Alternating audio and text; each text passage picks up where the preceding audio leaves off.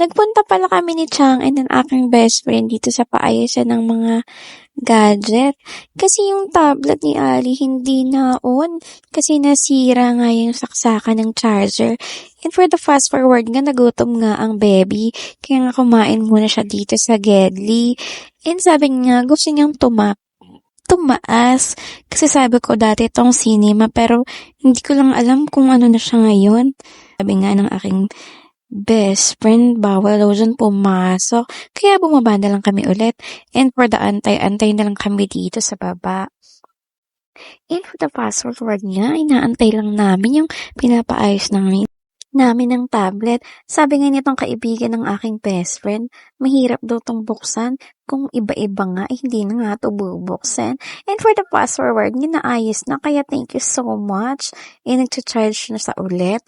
And syempre, nagpabili nga to si Ali ng kanyang cologne. Kasi may budget siya for today. And kanyang cologne, sabon, and lotion. Kaya ito for the hanap na naman ng baby. Sana all may budget.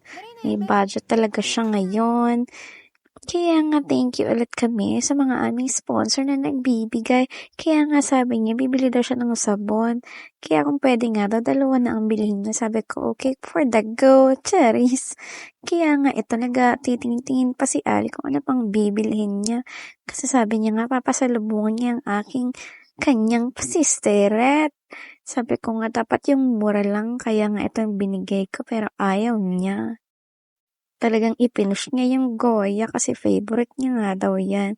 And bibigyan niya nga ang kanyang sister at kaya nga dalawa na yung binigay niya.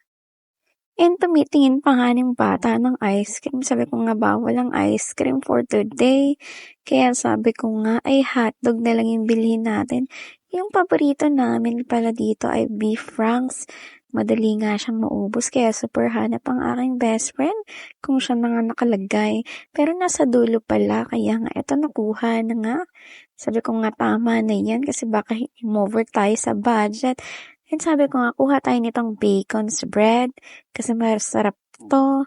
And sabi naman ng aking best friend ang kanya daw cheese naman ang kanyang gusto. Ako naman dito sa Hammond's bread. Sabi ko nga, sige kung saan tayo makakamura. Kasi pang breakfast ng mga bata yan. Kaya nga, ito kumuha siya ng maliit. And for the fast forward niya, sabi ko, ito kumuha na ng, kung hindi chips, ito na lang delights ang kunin ni Ali. Kasi parang oatmeal na din to and chocolate. And napaka-super yummy ito. And mura lang din. Siguro 15, ganun. Kaya nga sabi niya, pwede na ba siyang kumuha ng baon? Sabi ko, hindi pa pwede kasi wala pang budget for the baon. Kaya nga yan, super tawa-tawan na naman yung batang yan. And sabi niya nga, kung meron pa siyang pwedeng kunin. Sabi ko, tama na ang pagkuha kasi hindi talaga to hakot award, be. Sabi ko nga, tama na yan kasi baka mag-over budget tayo. Mahirap na. Kaya yan lang. Salamat sa panood.